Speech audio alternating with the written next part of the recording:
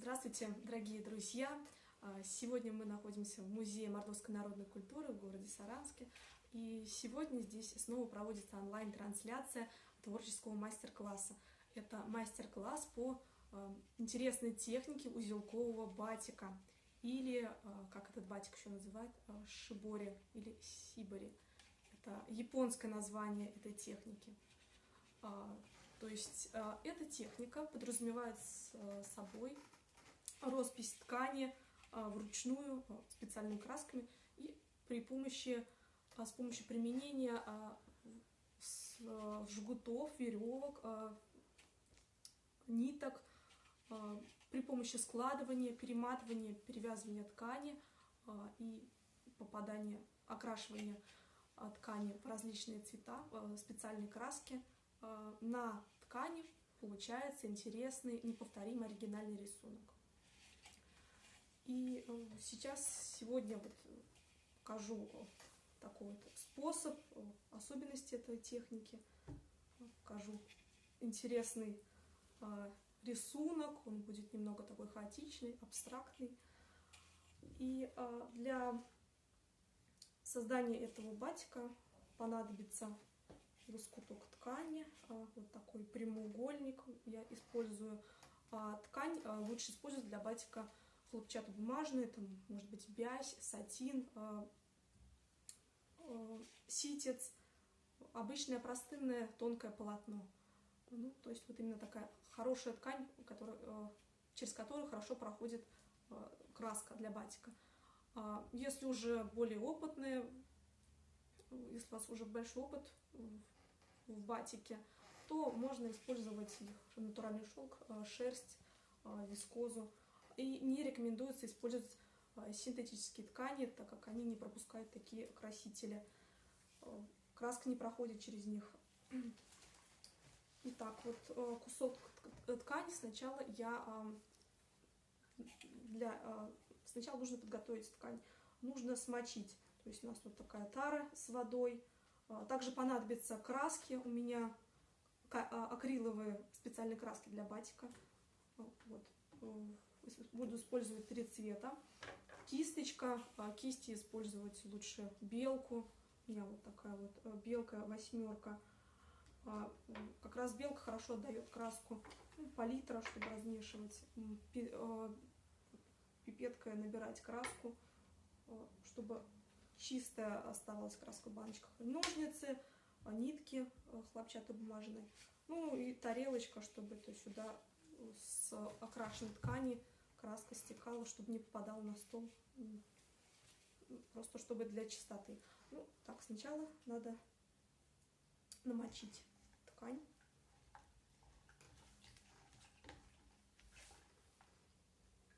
Намочить ткань, хорошо ее отжать, чтобы не текла вода. Ну, а вообще такая техника узелкового батика считается самой древней техникой батика, которая возникла в Индокитае еще до 7 века нашей эры. Это достаточно. Хотя, как утверждают многие исследователи, что батик как творчество, расписыванию ткани вручную красками, возникло это искусство во многих странах Азии одновременно, причем в одно и то же время. Так, расправим ткань на столе и начнем складывать и уже потом завязывать нитками, создавать как раз вот именно узлы.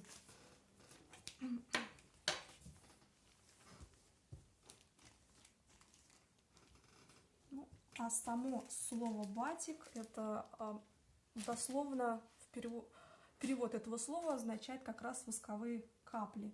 То есть вот именно это вот название произошло, когда на острове Ява в Индонезии стали окрашивать ткани с помощью растопленного горячего воска.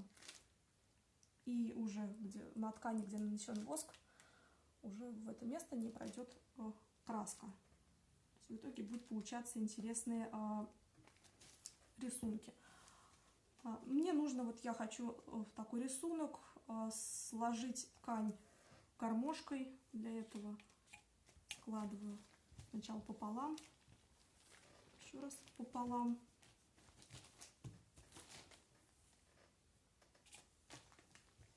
И вот так вот еще раз.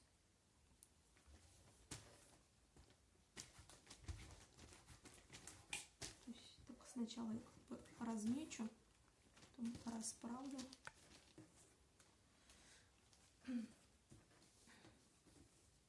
У меня намечены, можно сказать, линии по ткани. И вот уже начинаю складывать как в виде гармошки или веера.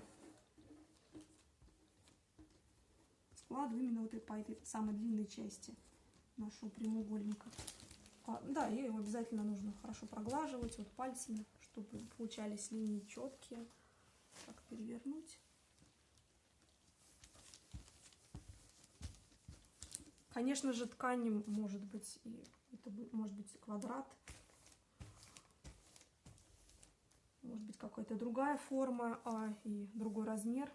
Ну, просто я хотела вот использовать вот такой вот длинный прямоугольник, напоминающий, может быть, это могло быть и шарфом, например. Также вообще в этой технике часто делают платки, шарфы, вот как я уже сказала, одежда, может быть, причем это может быть и в современной одежде применяться, так и какой-то специальной этническая одежда может создаваться с применением вот такой вот техники узелкового батика. Это очень простая, доступная техника. Ее может освоить любой ребенок, поэтому очень часто такие занятия проводят в школах, в лагерях с детьми. Ну, и также можете сами для себя вот дома сделать. Разглажу. И начну складывать уже вот такой вот. У нас получилась полоска, гармошка. И начну складывать складки и завязывать уже нитками узелки.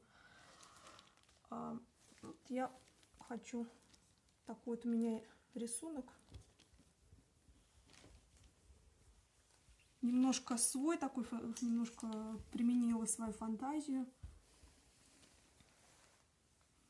Вообще часто распространенные узоры применяются при такой технике, такие как спираль, сердце, может быть, цветы какие-то, листики. И также вот с этого уголка складываю какой-то тоже по типу гармошки. Маленький уголочек. Перевернули.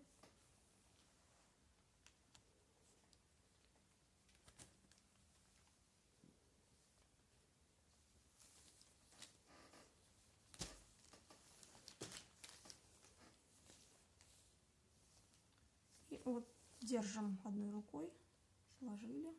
То есть вот такая у нас с одного угла, края.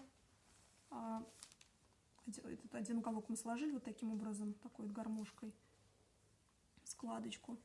И берем нитку теперь, оставляем кончик, для того, чтобы завязать потом узелок. И вот длинную сторону наматываем. Нужно завязывать очень плотно, туго, хорошо натягивать, затягивать нитки.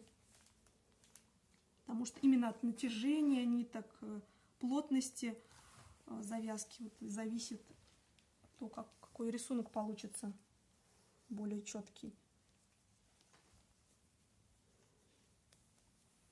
Так, сначала намотаем немножко. Так вот я держу рукой ткань и подтягиваю нить. Ножницами режем. И завяжем узелок. 2 узелка, чтобы не развязалось, нам нужно 3 для верности, крепости.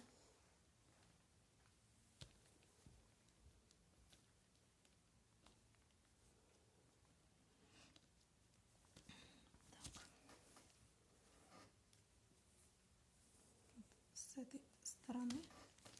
Так, теперь дальше идем мы вниз по вот этой вот полоске ткани, идем складывать таким вот образом.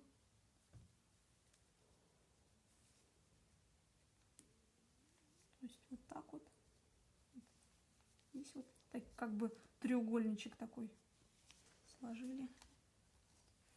Здесь ткань тоже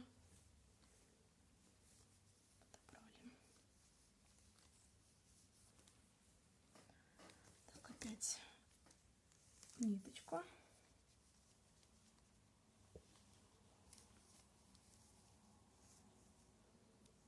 Берем нить, вставляем кончик.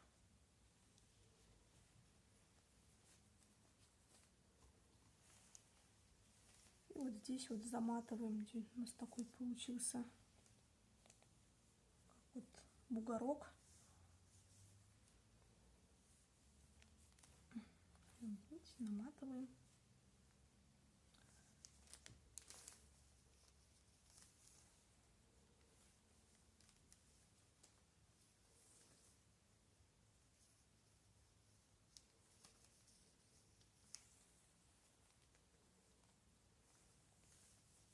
Вообще вы можете взять ткань уже с подготовленным, обработанным краем, чтобы уже, если когда готово будет изделие, окрашено, высушено, у вас уже будет, можно сказать, готовый аксессуар, платок, например, бандана. Яркий, летний, интересный. Ну и цвета вы можете использовать любые, это на ваше усмотрение. Главное, чтобы они хорошо сочетались, были контрастные.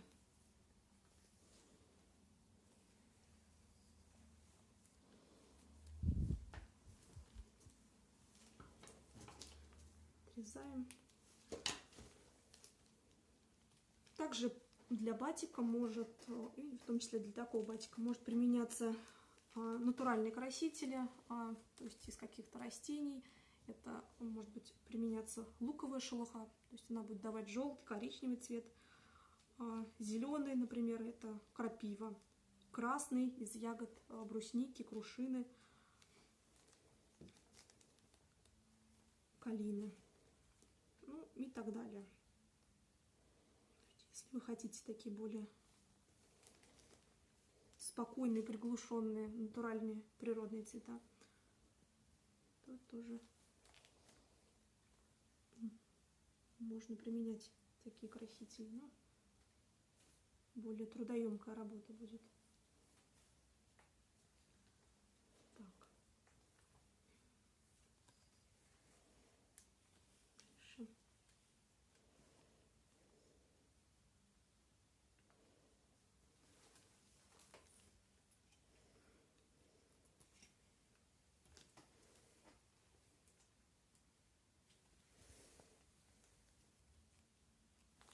Дальше вот складками.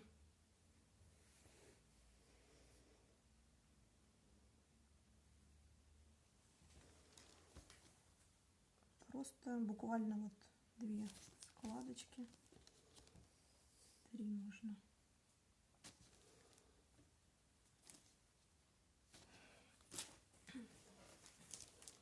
Ну, здесь вот тоже.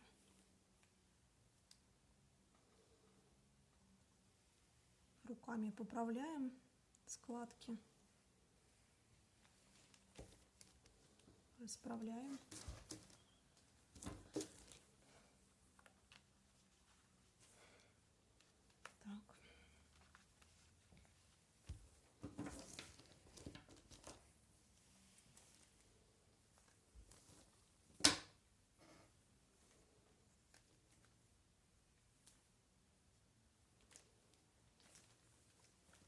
Еще батик как творчество, как вид творчества был внесен в список шедевров ЮНЕСКО в 2009 году.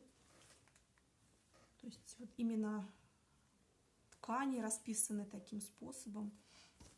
Я слишком много взяла ткани. Ткани расписаны таким способом вручную. Если имеет высокую художественную ценность, если имеет историческую какую-то ценность, то внесены в список объектов всемирного наследия. Так, и как мы вот завязываем.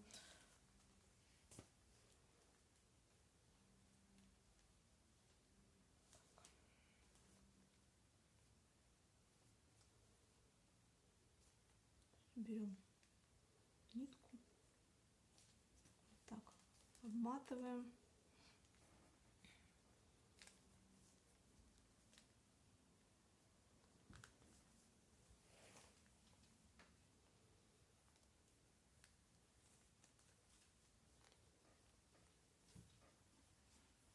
Надо не забывать потуже затягивать.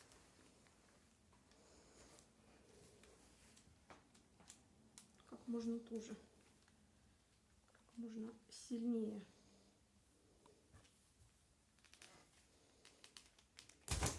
Даже порвалась, не выдержала.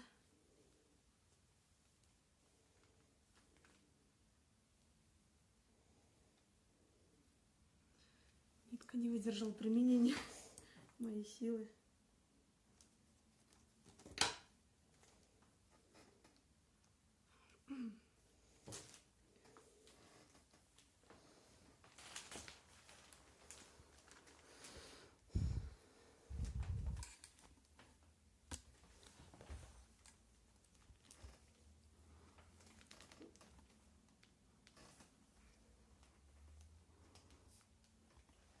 Опять же завязываем на 2 узелка покрепче.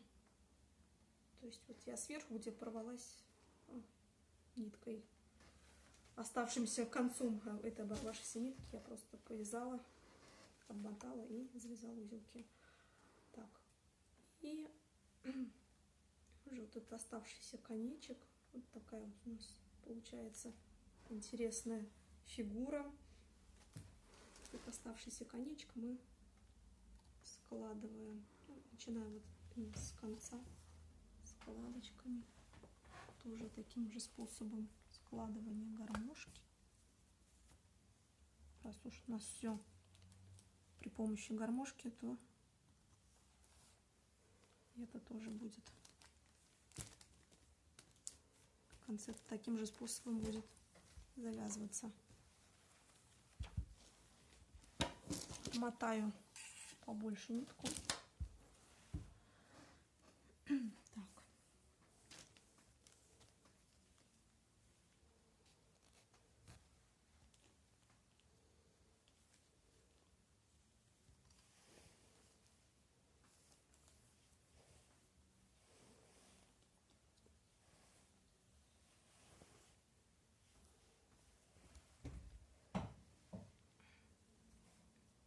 Также на одном изделии может применяться несколько видов узлов. Это могут быть и применяться как вот узлы, как я делаю с помощью ниток завязывания. Это может быть и завязывание самой ткани в узел. Могут применяться какие-то вспомогательные предметы специальные. Все, что найдется под рукой, это и камушки могут быть гладкие, какие-то бусины, прищепки, палочки. То есть, когда вокруг этой палочки, этого камушка оборачивается ткань и уже завязывается поверх ткани,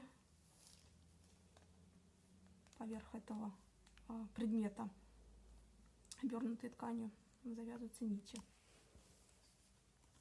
Так, обматываем таким образом тут нашу с краю ткань, собранную в эту складочку. Подтягиваем затягиваем хорошо. Так, ну вот еще здесь пройдем, завяжем, затянем, чтобы было крепко.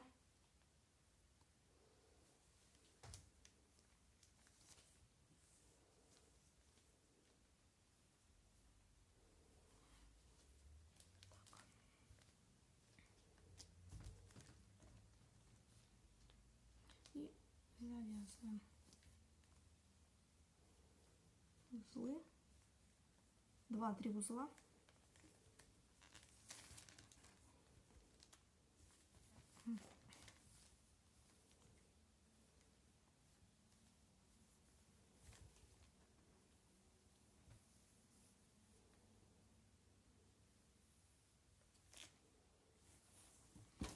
Немножко обрежу нитку, оставлю эти нитки, чтобы завязать потом наше окрашенное изделие.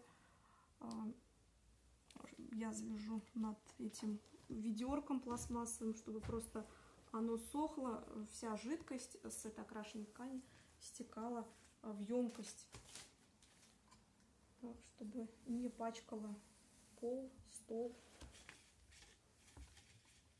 Так. Это мы обрежем лишние нити.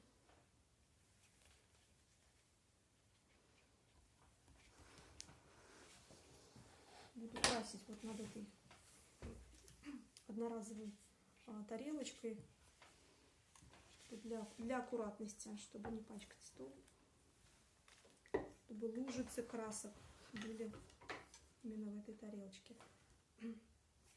Баночка с водой вот для разбавления красок.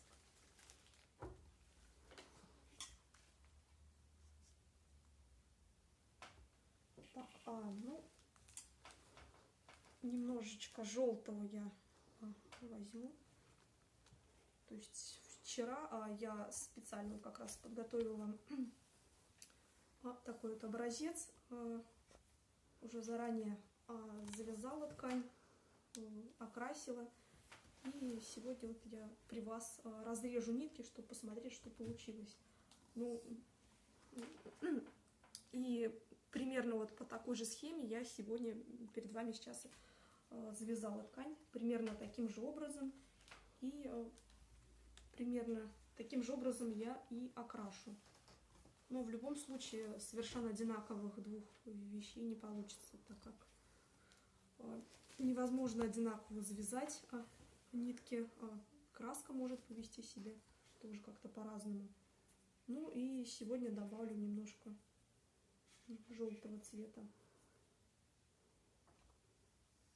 И в такой технике надо начинать окрашивать из самых светлых тонов. Желтые светлее. Надо брать концентрированные краски. Ну, можно разбавлять водой, но в таком случае лучше побольше красок брать.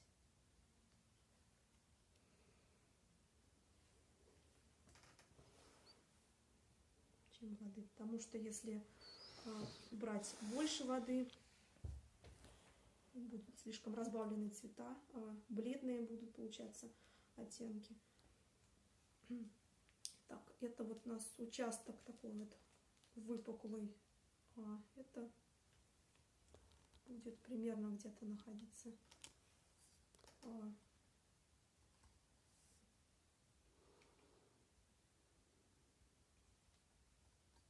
Ну вот как раз мы его окрасим. Желтый цвет, на желтого цвета будет немного.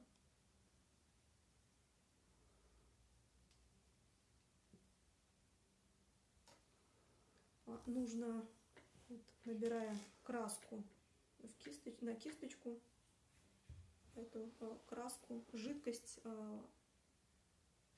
напитывать этой жидкостью, краской ткань. То есть прижимаем как бы кисточку, отжимать краску, ткань. чтобы краска хорошо проникла вовнутрь.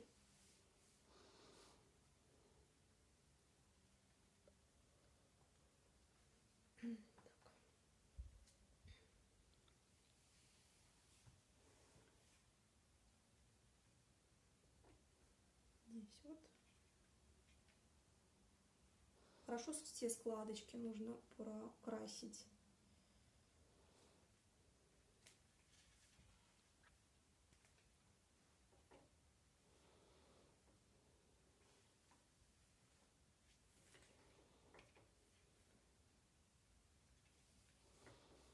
Пропитать, чтобы постараться, чтобы максимально туда ушло вовнутрь.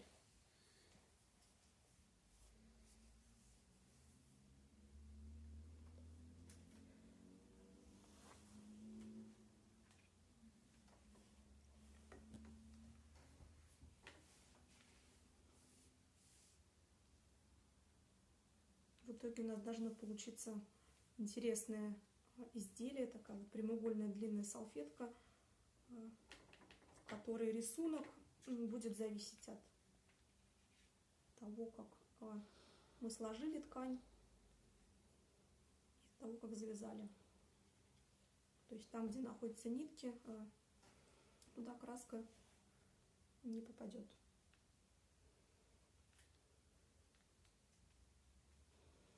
Еще немножко, мне кажется, надо пропитать, сполоснуть кисточку, промыть.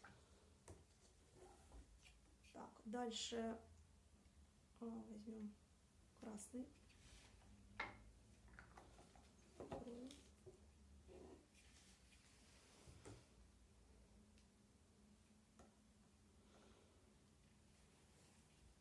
Чуть-чуть воды я взяла в палитру, брала кисточкой и побольше краски. Ну, я делаю это на глаз, каких-то особых пропорций нету. Просто смотрю, какой уже дает. Какая насыщенность у этой краски разбавленной получается. Вот красным я здесь покрою.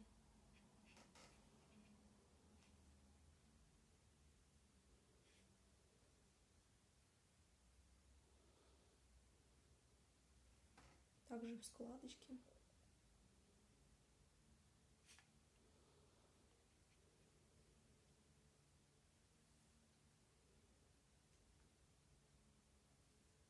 Пропитываем краской ткань.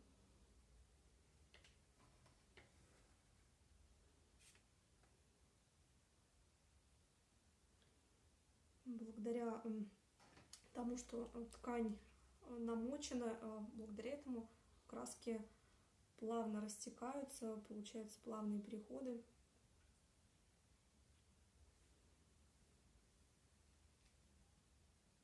Это должно все получиться очень довольно-таки красиво.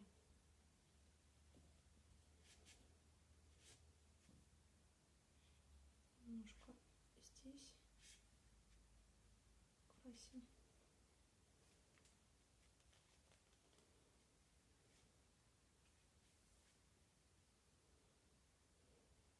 Чуть-чуть воды.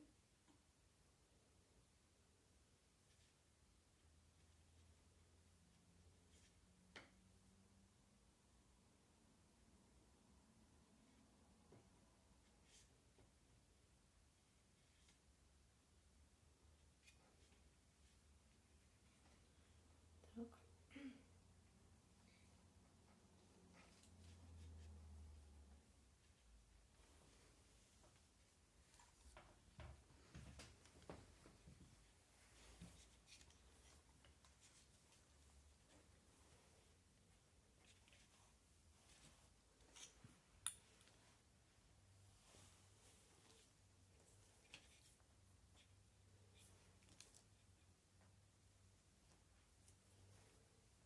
Здесь мы тоже классно.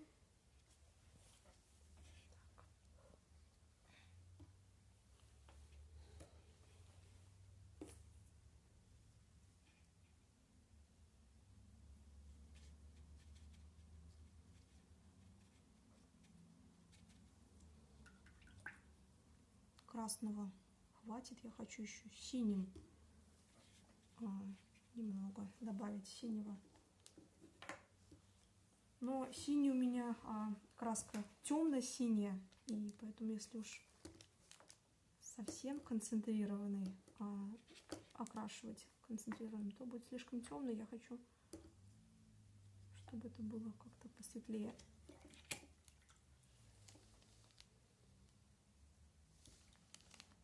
Поэтому надо побольше воды.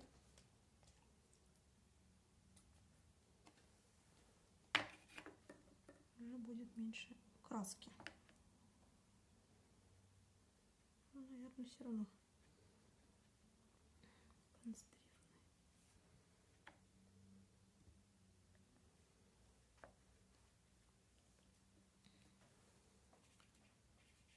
Вот такой хотя бы будет голубой цвет.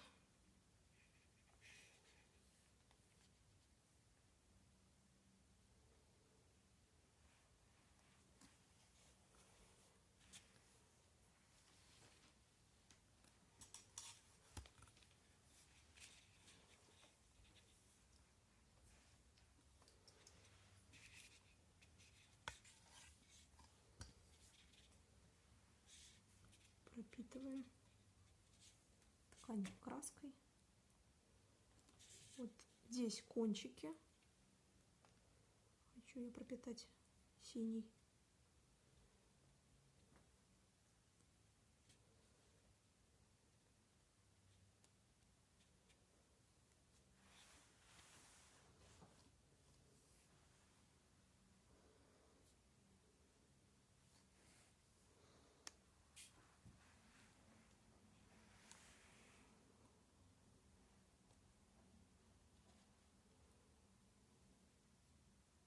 Здесь немного участок.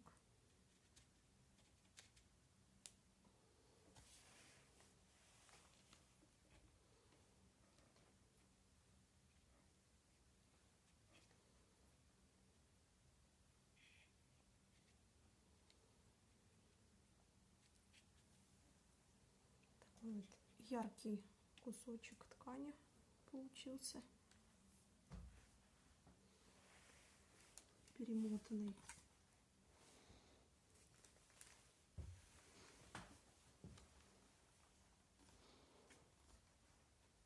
И теперь нужно это повесить, сохнуть, и желательно в хорошо проветриваемое место.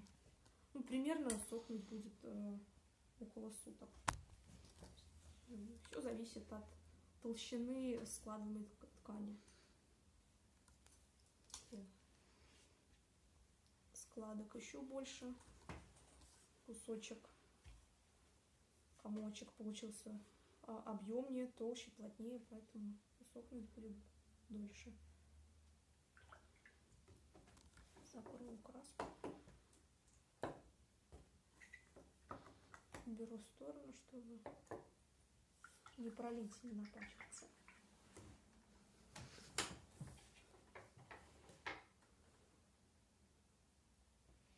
Так, и вот таким способом над ведерком сейчас я попробую завязать.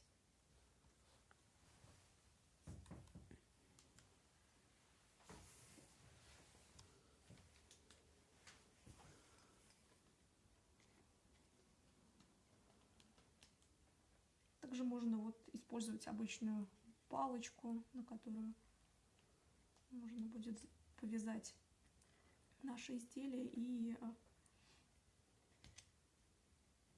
палочку также положить в какую-то емкость.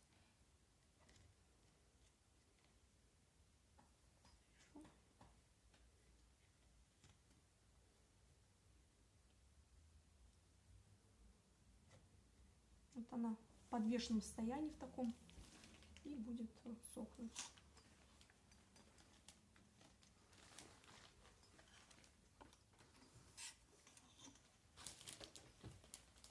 Ну, над водой, конечно, не лучший вариант ей висеть. Но я это пока потом уберу куда-то более подходящее место. И теперь, так как вот мы этот лоскуток не можем сейчас развернуть, так как он сырой, и краски могут перемешаться у нас, узора может не получиться. Нужно открывать, разрезать ткань, нитки, освобождать ткань уже когда высохнет или хотя бы немного подсохнет. И вот вчера подготовленный такой вот лоскуток. Примерно вот та же схема складывания, которую я сегодня показывала. И использовала два цвета, синий и красный. И для меня сейчас это полный вот сюрприз, неожиданность, что же получится. Я уже немножко разрезала заранее. Удобно разрезать вот такими маленькими маникюрными ножницами.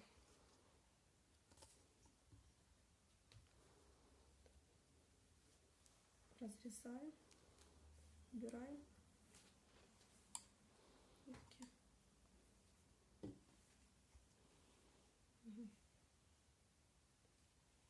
Какой-то рисунок интересный получился.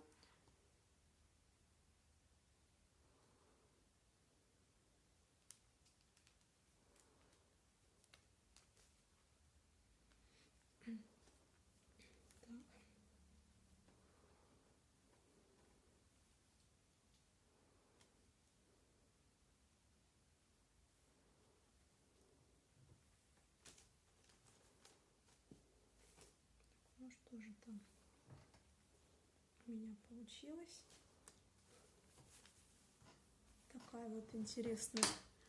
Такой интересный рисунок.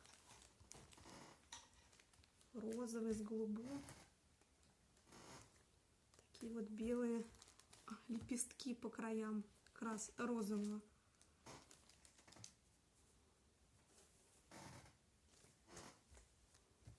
Вот.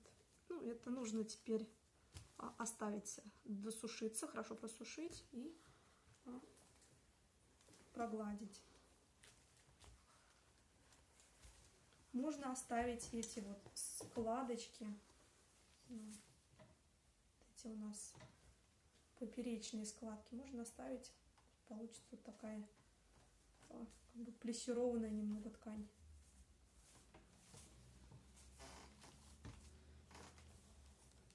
Что получилось.